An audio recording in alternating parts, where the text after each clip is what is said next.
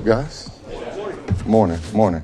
I kind of want to open up today by saying, I want to give credit to the players. I know we're early in training camp right now, but I wanted this to get out there. Not sure if anybody was going to ask me this, but these guys have bought in 110% to the culture that we as a defensive staff have brought here this spring. We talked about relentless effort, finishing on the ball, trying to force some more negative plays, turnovers, things like that. And these guys have been all in. I know we're only 3 practices in, but I think the effort, the finish has been absolutely outstanding. To go with that, I think it was Monday, 7-on-7 is designed for offensive success, right? Yep. And I think there was a 7-on-7 drill Monday where you guys pretty much dominated the drill as a defense. Just where are you at with your secondary and your linebacker group, your back 7? You're really comfortable with where they are kind of to start camp? I know there's a lot of work still to be done, but it seems like they're maybe a little bit ahead of the curve. Yeah, I believe that's the strength of not only the defense, but that's one of the deepest spots on the team when you talk about our secondary and the corner position. And that's going to be a luxury to us this season as far as moving people around, being able to create different matchups that we want to dictate, not what the offense is trying to dictate. And these guys are growing. Terrion Arnold took a huge leap, in my opinion, this offseason. He progressed during his rookie year, but he's come in not only this offseason, but this training camp looking like a different guy. His body's more developed, but also from the neck up, the mental aspect of the game. He's seeing it faster. He's feeling the routes faster. So that's a guy I've already seen the leap in, and I've been anxiously looking forward to Rakestraw getting back out there because he's a guy in the spring that you saw taking that next step as well. But with guys like DJ Reed, Amik Robinson leading that crew, showing them how to work, showing them how it's done, I think we're headed in the right direction for sure. Kelvin, Dan said on the radio that this is Jack Campbell's defense. With Alex dealing with a lingering hamstring issue, how have you seen Jack deal and take ownership of the defense? I think you look back late last year when Alex ran into the forearm issue and the injury that he sustained at the back end of the year. I think you started to see it there. Jack's a big physical presence in the huddle and on the field, and guys feel him. And I think he started to take over that level of accountability this spring with Alex being out away with his family or whatnot, dealing with his deal. I think you saw Jack step forward. And, I've had the honor of coaching Jack since he was drafted. So Jack's a player out of everybody. He's never had any other voice in his head. He knows what I'm thinking. We're in lockstep with one another, and we spend a lot of time together, quite frankly. And I wanted to open up that healthy kind of door of communication, let them know this is your system, because you have to give ownership to the players out there, just like coaches on the coaching staff have to give ownership to their coaches. So guys feel like we're all in this together. When you're just barking, preaching, do this, do that at someone, that stuff gets old after a while. You have to give people a pedestal to go out and make it their own, and he's done that, and he's taking accountability. Third down, so maybe it kind of lent itself to it, but a ton of blitzes. I mean, we just saw your guys coming from every angle imaginable and pressuring the QBs. We know AG blitzed a lot. What is your kind of just philosophy of blitzing? What do you how much do you feel that's important to what you're about? It's very important. We're going to be aggressive. I think guys that's been around here since I came here know I'm an aggressive guy. My mentality is to get after you, play in and play out, but also you got to be calculated. It has to be a why behind it, but more importantly, the players have to understand the whys behind it, why I'm asking them to do certain things. We got to make it all look the same. Pre-snap looks versus post-snap reads and things like that. And like I said, these guys have bought in, so the more they can handle, the more we'll do. I'm curious about your first 6 months on the job as DC. I mean, something you've been groomed for the last couple of years and sort of the next step in your coaching climb, I guess. What is the reality versus what you maybe thought it would be? The goods, the bads, whatever, everything that you've dealt with so far? I want to give credit to Dan Campbell and Aaron Glenn because it's exactly what I thought it would be, and I'm humbly saying that. I don't feel overwhelmed. I got asked by somebody close to me yesterday, do you feel any overwhelmed? Do you feel discomfort? I've never felt that, and that's a blessing to be able to say that in my first year and my first 6 months of doing this, and I credit my staff for that. When you look down the row of my staff, it's everybody from guys that's been around me 20 years and was my roommate in college. That's August Mangin, Caleb Collins, I coach with at LSU, work close with, to guys that's coached me, Dave Correa, Casey Rogers, to guys I've watched while I was playing, Jim O'Neal, Deshae Townsend. So it's not like it's a rookie staff by any means. 2 guys on my staff are former coordinators. These guys, and it's an open floor. It's not, and I told the players the other day in the defensive unit meeting, this isn't my stuff I'm saying. This is our stuff. So I'm not ever going to stand up here and say like I'm some genius guru and I invented football. I allow my staff to have ownership in their respective positions. I allow input from everyone from top to bottom. And if there's a why behind it, it's going in. And these guys know that. So I think that allows them to work harder. The trust is there. There's no looking over your shoulder. I don't have to go in position rooms and wonder what's being said. I know it's one voice. And when you have that level of comfortability within your staff, I'm able to do more of my coordinator stuff versus looking over people's shoulders. So I just want to give a lot of credit to my staff. Somebody like Aaron Glenn, obviously there's going to be questions. People are going to be wondering, can you continue that? But what, from your perspective, what can fans expect from your unit, this year? What type of football do you think they should be playing this year? We should be playing at a high level. And for me to say anything else is unacceptable, and my players know that. It's a standard here that's been set before, and we're raising that bar. We want to play at a high level on defense. Now, I told the room my first kind of speech to them, I'm not setting any goals, expectations, or any of that stuff. I know the makeup of the room, and I truly believe if we attack every day and if we improve, but you got to be on a race to improve. You can't just be cliche in coach speak. A race to improve every day.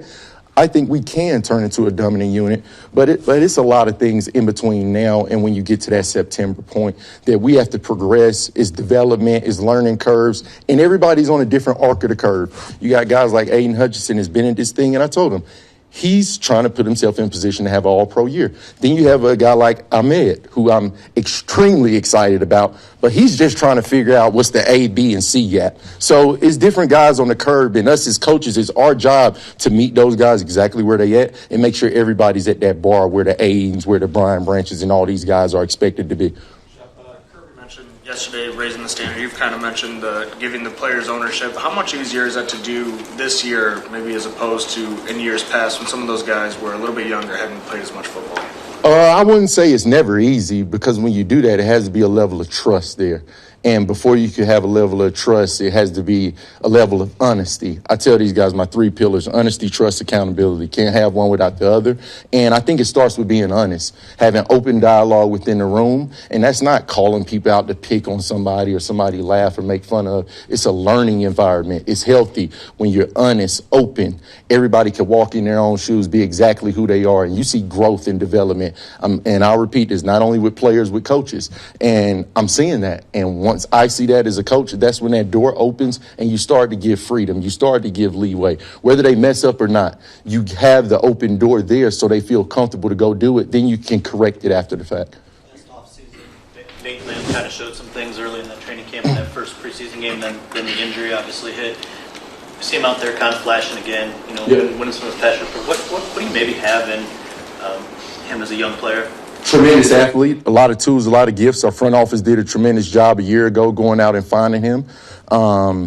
He's a phenomenal player, a local kid from Detroit. He didn't play college here, but he's from here, so he knows the city. He's built for the city.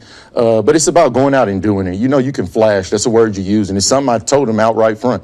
You flashed a lot, but I'm not looking for flash. I'm looking for consistency, down in and down out. You got to earn the right to be able to flash those pass rushes. And how do you do that? By first, second down, setting hard edges, showing me you could play big in the run game, and then affording yourself those situations where he could go and flash, because he has juice and he definitely has athleticism, and I'm looking forward to seeing him in live action this preseason. We spoke about Ahmed. Has he started to meet some of the developmental milestones you're looking for early in camp? And then what excites you about seeing him this preseason? Absolutely. I'm excited for him to get the pass on, because I don't think his game could be seen into the passer on. With the way he plays, the mentality he plays with, the effort he plays with, he's everything we're about here. Like I said, it's just that development piece, the learning curve. That's why I don't want people to start saying, is he the answer? And guys, this guy's a rookie. He just started playing football 6 years ago. He just learned the freaking English language 6-7 years ago. So let's not turn this guy into Lawrence Taylor or something like that. This is a rookie. He's on a developmental swing, but he's been afforded the opportunity to work with one of the best, if not the best in the league, in my opinion, in Casey Rogers. And I'm already seeing it. I saw it in the spring, but that guy's all in. Whatever his potential is, Ahmed will reach it because he's going to work at it that way. In what ways have you seen Shawn grow up in needing that linebacker room and how the players will respond? Oh, that's been the hardest thing for me, is to not step in during individual and all. But again, Shawn Hamilton, I'll repeat this. First thing first, he is a freaking genius. When I coached him as a player, he knew every spot. He literally reminds me of myself, and I say that all the time, and it's no cliche, it's nothing, but it's like I'm watching myself all over again. Like when I coached him as a player, I'm like, you should coach. You know, it's hard for you to get to that outside zone. Now, come on over here on my side. And, you know, he took that advice, and, I mean, he's running with it. He's off to a fast start. The room respects him. You know, early in spring, he's like, Shep, it's weird. These guys saying yes, sir, and no, sir.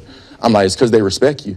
Like, that's not because they think you're old. You're their peer. He's younger than some of the room. But that's because it's a level of respect there. And it's the way he works. It's the way he grinds. The guys have seen him in the locker room as a peer, and now they see him in an authoritative figure. And, I mean, it's tremendous. I'm looking forward to the growth. Just like the players, there's going to be growing pains with myself. There's going to be growing pains with Ham. But there's nobody else I would rather have as my linebacker coach. Last two, Carlos and Jeremy. What have you seen from him so far? And I think everybody expects him to just be, you know, the Hutch of old right away. Is he there yet, or is there going to be a little bit of time for him to find his footing and be, you know, the elite player we've seen him be before? Listen, I'm not saying anything about numbers, statistics, or any of that, but I see a better player than we had last year. And you might be like, whoa, like that's the same thing I said when I saw him out there. I'm like, whoa. But if you know Hutch, which all of you do, and the way he works, the way he attacked his rehab, a week after the surgery, he's in here trying to work out and things like that. It's no surprise. Now it's just about going out in live action, getting those hits, taking those blows, building that mental piece back to where it's not watch out for this and that moments in live action. And you can only build that through training camp with the pads on, live reps when we do have that setting here. The joint practices will be really good for Hutch going against a foreign opponent where you don't kind of know and it's not as controlled and things like that. But I see a better player, quite frankly, and I'm looking for Hutch to have a big season, and he's one of the pillars of the defense. We've heard a couple players mention it, and we certainly noticed in practice an emphasis on punching the ball out, attacking the football. Just kind of curious, was there a moment in self-scout this past year where you noticed that was something you need to improve upon?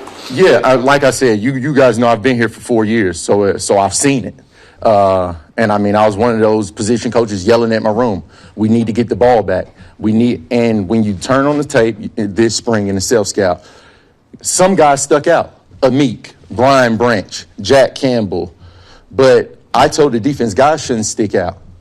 It should be the opposite. You should be an anomaly if you're not touching the ball, if you're not finishing on the ball. I call it biting the football every play. That guy should stick out. It shouldn't be three guys sticking out because they're finishing on the ball. So that kind of has been the mindset. And again, that's why I wanted to start the pressure, because I'm nothing without the players. Like you say what you want. I can have all these fancy ideas, yada, yada, yada. I'm nothing without those guys. And those guys got to believe in me just like I have to believe in them. And it's clear to me on tape that those guys believe in what I'm saying. They believe in what we're doing. And, I mean, it's phenomenal. The first 3 days of practice, like I said, Spielman came up to me and he said, I haven't seen that violent intent on the football, I think, around here in 4 years. And now, you know what? That doesn't mean we get to take 3 days off here. That needs to uptick now. We need to turn into a pack of wild dogs. When people turn on our tape, they know you better tuck the ball and you better get down if the defense is around you. If I can follow up, just as it relates to Tuesday's practice, it obviously maybe crossed a line there where you had to scale things back. How fine is that line between being aggressive and attacking the ball and making sure at this point in training camp you aren't making it too physical? Yeah, as a defensive player, it's a very fine line. And it's a line that our head coach wants us to toe. But you got to be able to toe it and not cross it. And it's simple as that. When you don't got pads on, you don't take people to the ground. It's simple as that. Everything else, Dan is all good with. Everybody, Rod Wood, everybody here wants guys being aggressive, punching at the ball. I can promise you that. Brad Holmes, everybody, they're excited about it. But at the same time, we don't want collarbones, AC joints, and all that laying on the field. So it's about knowing how to practice, being a pro, and going out and perfecting your craft. Simple as that. Yeah. Thanks.